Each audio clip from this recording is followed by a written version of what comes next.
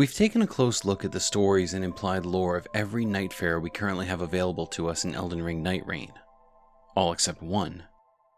The Executor is a deeply interesting character, who doesn't speak a word to any of the other Nightfarers, instead choosing to continue working on his painting of the Erd Tree between expeditions to Limveld. His story can be confusing and often obtuse, because many of his journal entries are not truly his own. There's a general consensus that this character is either an amalgamation of the two characters within his remembrance, or the very crucible knight we see when looking at visions of his past, but I believe another option should be entertained. I think the Executor is simply that, a person carrying out the will of someone else, two people, whose souls are trapped within the cursed sword that took both of their lives, and I'll do my best to prove my theory through what little information has been given to us. My Nightreign character dives have been on the longer side for my content, so I'm going to keep this intro short. Thanks for visiting the channel, and if you enjoy the content, please consider joining the Discord or subscribing. But honestly, your viewership is more than enough for us. With that said, let's start dissecting the Executor. The Executor is said to be a condemned soul with a body fused with pieces of armor who went missing after a prison stint in the lands between. He brandishes a cursed blade and savors every battle. So from the start, we know that this character is familiar with the lands between in a way many other Nightfarers are not, having spent time there before reaching the Round Table Hold and starting his fight against the Knight. His blade is cursed, and I think we can safely assume that curse has something to do with the armor fused to his body. If we look at the description of the sword, we can start to understand why it may be cursed. A single-edged katana with a long, sharp, curved blade. A unique weapon wielded by the samurai from the Land of Reeds. The Executor found the sword abandoned in the aftermath of a battle, and has wielded it ever since, stained with gold and rusted blood. The blade has a violent history, somehow linked to gold, which is certainly enough to explain a curse, but we'll get into more detail here later. An important note from this description is that when it says a unique weapon wielded by the samurai of the Land of Reeds, it's not necessarily saying the Executor himself is from the Land of Reeds. Rather, these katanas, in general, tend to be wielded by those who hail from the Land of Reeds. With all this in mind, the Executor must have found his way out of prison in the lands between, taking his blade along with him, and found his way to the Round Table Hold. The journal entries of the Executor are more like poems, musing on a past that the samurai himself may not understand. They provide insight into what came before, and paint a story in pieces that can be used to learn a hidden truth. Mine flesh, partially plated, mine hand, with brush. A window into oneself. Brushstrokes outline these fragments of memory. The Erd Tree. I am an artist, from the distant Land of Reeds, washed up on the shore, inspired by what I saw. But the piece is incomplete. Something is missing. That missing piece does not elude the Executor for long, as his first true mission as a Nightfarer will jog his memory. Sometime after reaching the hold, the Executor found himself staring at a depiction of the Erd Tree, and was approached by the Guardian, who shared his interest in this beautiful portrait. May I ask you something? I heard that in the lands between, there was once a thing of wonder known as the Erd Tree. The monolithic tree was said to be a symbol of the land's blessings. Did you ever see it for yourself? What a sight it must have been. The vastness of nature is apt to stir something within. No wonder you were so enamored by it. I must say, where we are headed, there shall be no such tree. But if we can repulse the night, it may yet be restored. Oh, I should mention, the priestess was looking for you. Perhaps she wants a word. The Erd Tree is no more in the lands between, and it's heavily implied here that that's due to the Knight suppressing its power, as the Guardian believes the destruction of it will bring the Erd Tree back. Of course, if we finish Nightreign with the standard ending, we see this to be true. But even so, traces of the Erd Tree's power still exist in the Round Table, as we can see grace for ourselves when standing in the main area. This grace is tied to the lifeblood of the table itself, and is tended to by the priestess. At the direction of the guardian, the Executor goes to speak with her and learn her request. There you are. There is a task I would like you to perform. Would you be so kind as to find me some flowers? Since you're familiar with the old golden realm and have an eye for beauty, I'm sure you can locate some which positively brim with grace. If you wouldn't mind, of course. These flowers are suffused with grace, and not easily found in a land that has had such power suppressed. In fact, the only blessed flowers the Executor is able to locate are being defended by a stray bloodhound knight, and the easiest way to fight him is to meet their bestial intensity with his own. Upon picking the flowers for the priestess, we can learn more about them. Altus flowers flush with nutrients and grace. Before, such flowers were commonplace on the Altus Plateau. The vibrant hues suggest that the flowers receive plenty of sunlight and appear to shine in an ode to the resplendent Erd tree. These flowers being native to the Altus Plateau is interesting, since all that is left of the lands between seems to have folded in on itself. There is no plateau anymore. There is no Lanedell. There is only Limveld. Upon bringing the flowers back to the priestess, he learns they were actually meant for the Iron Menial, so he dutifully bestows them on his animated companion. Oh, if it isn't our brave champion. Look here, my pride and joy, now in full bloom. Life finds purchase, even here. Just gazing at them gives me a measure of peace. Oh, what's that you have there? This flower simply radiates warmth. Thank you very much.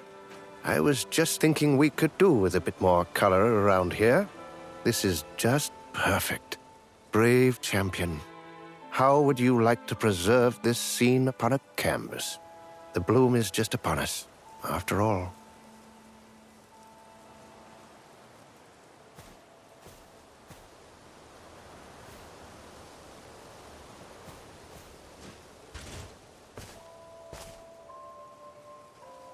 What's done is done.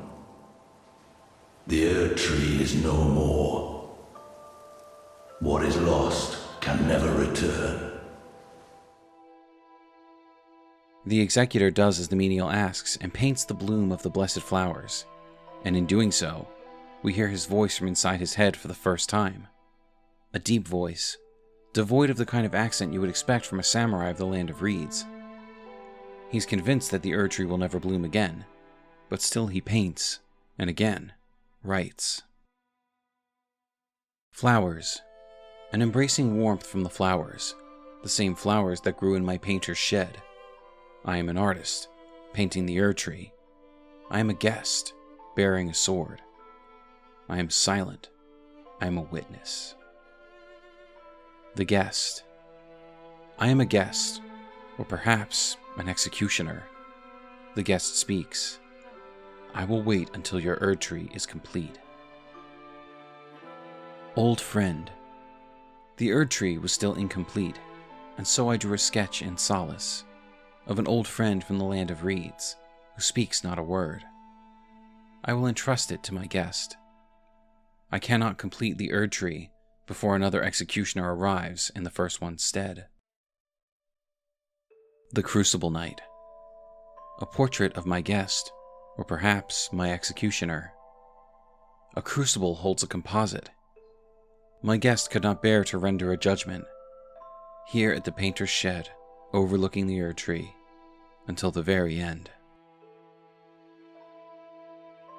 These journal entries are written as if the Executor is in a dreamlike state. He's explaining the stories of his paintings through musings of the past.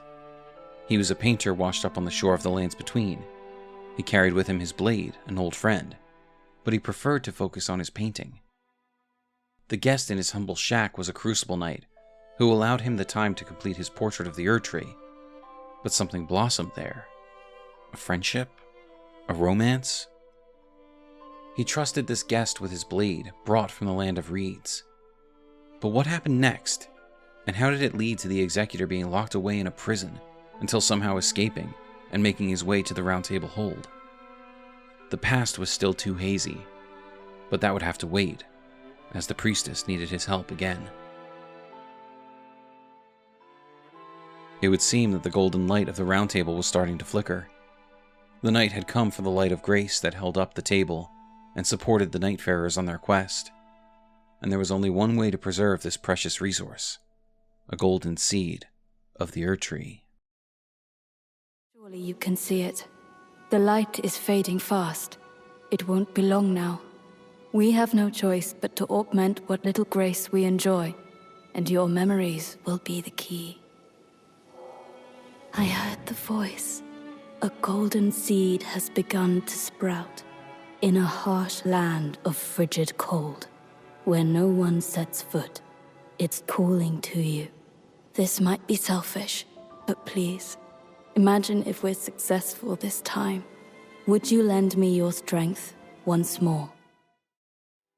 The priestess had located one high on the mountain that would come and go from Limveld, and she enlisted the help of the Executor to find it. Who better to recognize a seed of the sacred tree than a warrior who had seen its majesty with his own eyes? This was a mission the Executor would not and could not refuse. As he braved the cold of the mountains, he reached the sapling that would give him the seed. But as he reached out for it, an avatar of the Erd Tree attacked. Long ago, these avatars protected the young Erd Trees that would fail to grow to their full potential. An important job to preserve grace. But if there was a chance the Erd Tree could be brought back, that its golden light could one day shine on this land again, the Executor needed to fell this guardian and bring the seed back to the priestess. I knew you'd soon return. I can feel the warmth of its radiance. Please, this time it has to work.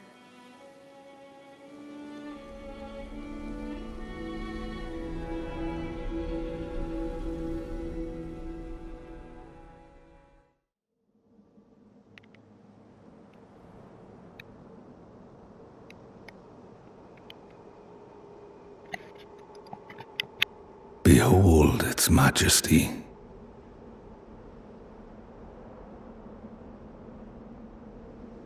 It never fails to move me.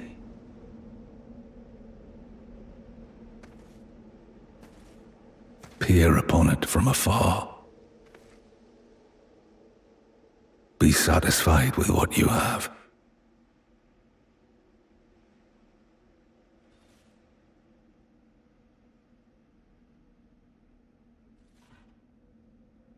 I will curtail the threat that awaits us.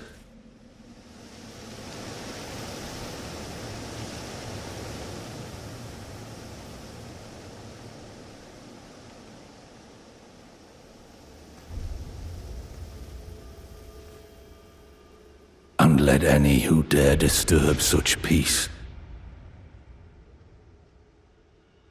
face my blade.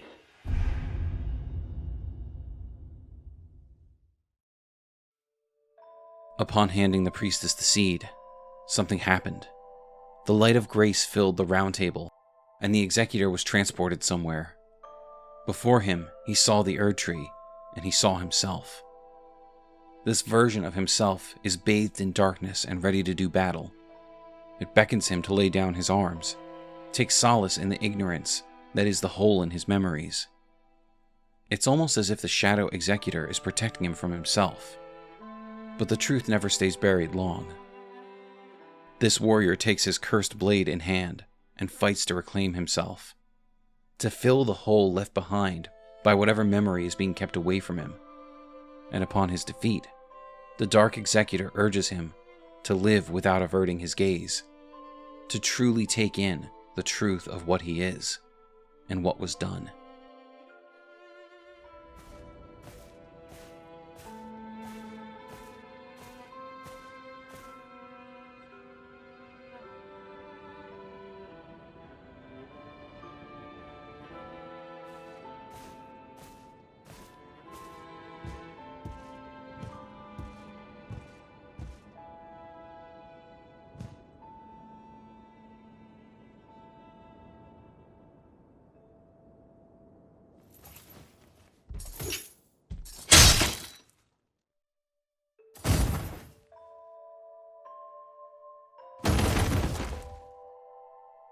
After awakening from within himself, the Executor listens to the priestess's words. We've reclaimed the light of grace. We owe this to you. Thank you, truly. But what's this wound? From your memories. I vow, as priestess, that the Erd tree will live again. It shall be as you remember. So please, do not lose sight of yourself. The wound that appears in the Executor's stomach implies that he himself was the Crucible Knight that became a guest at the painter's shack, the one who stabbed himself, committing seppuku after his failure to defend the painter. But this creates a number of inconsistencies. The Executor's journals are written as if he is the painter, but the painter was clearly a maiden. If he was the Crucible Knight, how did he survive stabbing himself through the gut? Why does he wish to finish the painting, and how does he have the skill to do so? The final entry in his journal sheds some light on these questions. The Executor. 2 faces, 1 sword. Such is my nature, a soul drenched in blood, yet willing to face the night. And perhaps when the night has passed, I will complete the Erd tree. 2 faces, 1 sword could be taken literally. The Executor may be 2 people, the knight and the painter, somehow fused together in death. By stabbing himself with the painter's weapon, perhaps he infused the soul of the painter into his own body, making it one with the crucible within him, and took on this new form. He would awaken in the shack, finding the now cursed and abandoned blade, and given that he no longer looked anything like a Crucible Knight, he would be blamed for the corpse of one of his order laid outside the shack. This is how he ended up in prison in the Lands Between, for committing the murder of a Crucible Knight, something he likely saw as a false claim, not truly understanding his own nature. However, this is just one explanation of who the Executor is, and I believe a conversation with the Iron Menial after finishing his quest could lead to an entirely different conclusion. Champion, have you noticed? The blade you wear upon your hip is not the same as it once was. Not in outward appearance, but in its very being. I wonder why I feel so strongly this must be true. Perhaps it is because I too reside in a frame inanimate. Perhaps the Executor himself is not an amalgamation of the Crucible Knight and the painter, but simply someone taken over by a curse. His blade is said to be cursed, and if you compare it to the weapon wielded by the Crucible Knight in the memory, you don't see much in the way of similarities. I would like to present the idea that the sword itself is the fusion of the Crucible Knight and the painter, and that the Executor is simply an unlucky soul who found the blade after the tragedy at the shack. The words "found the sword" are the description used for how he acquired it. So perhaps the Executor is neither of these characters, but simply a vessel for the sword's will and memories, cursed by the blade to act as its steward. After all, an Executor is a person who follows the last will of someone who has died. Perhaps the Executor himself was a random passerby who found the shack in the blade, and after picking it up, he became infused with the power of the Crucible, its armor binding to his flesh. With this explanation as well, we'd have good reason for him to end up imprisoned, this time for the murder of 3 people instead of 1. The Iron Menial senses something different about the blade. It's been put to rest, essentially, its whole story finally known. The Executor understands the full extent of his duties to the Round Table, and to the cursed weapon he wields. He now knows why he fights, why he wields the power of the Crucible, and how it's all linked to his sword and its past. The only piece of the puzzle that doesn't fit as well as our other interpretation is the stomach gash that is found on his remembrance skin. But let's think on that. If the power of the Crucible is what covers him in this armor, and that power is tied to the blade that now houses the souls of those it has killed, then it would make sense that upon learning the truth of things and understanding the past, this wound would appear in the armor itself. Also, we don't want to take every remembrance skin literally. Some of these skins tie directly to the stories of the Nightfarers, and could make sense logistically, but others don't. The Recluse's alternate skin is her sister, the Witch of the Wheel, so we can't say that skin is how the Recluse would look at the end of her story. The same can be said for the Revenant, whose skin is a representation of how she looked long ago, rather than at the end of her quest. As a final call out here, the remembered skin of the Iron Eye makes no sense in the main story, as it's a depiction of the character should we choose to follow his ending.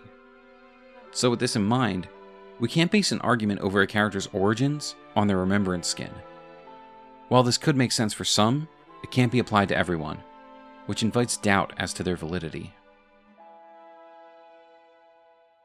I like the fact that in Nightreign, a game with a significantly more linear story, there are still the classic FromSoft open-ended questions that allow us to theorycraft and question the most obvious answers. Maybe the Executor really was once a Crucible Knight who fell in love with a painter from the Land of Reeds, fusing their bodies by plunging her blade deep into his own, creating a completely new person. However, I think a strong case can also be made for the souls of these two being housed within the cursed blade itself, which controls the host, so that their past can be reckoned with and the Erdtree can be restored. While all Crucible Knights are able to utilize aspects of the Crucible in battle, it seems as though the Executor can plumb the depths of this power and fully change his form into a full-blown Crucible beast, something that I believe is only possible due to the cursed blade. In the end, something about the blade itself changes. Its emotions can be felt by the Iron Menial, and the sword seems at peace after the Executor truly understands the past. Whether the Executor is an amalgam of two beings, fused into one through the power of the Crucible, or if he is simply a patsy to the blade, he can finally, truly embody his role and fulfill the last will and testament of these tragic friends, the restoration of the Erdtree, and the completion of the portrait. Thank you for listening to my thoughts and theories on the Executor, the most mysterious Nightfarer, and the last one whose story has been told on the channel. Do you think the Executor is a being of the Crucible, created from the souls of two other people? Was the Executor simply in the wrong place at the wrong time, and the cursed blade took him for its own? Does the priestess understand his true nature, and will the portrait of the Erdtree ever truly be finished? Let us know what you think in the comments. Watch that button light up as I say like this video, and if you think we've earned it, please subscribe and hit the bell so you never miss out on any of our lore dives. We look forward to seeing you again for more Elden lore.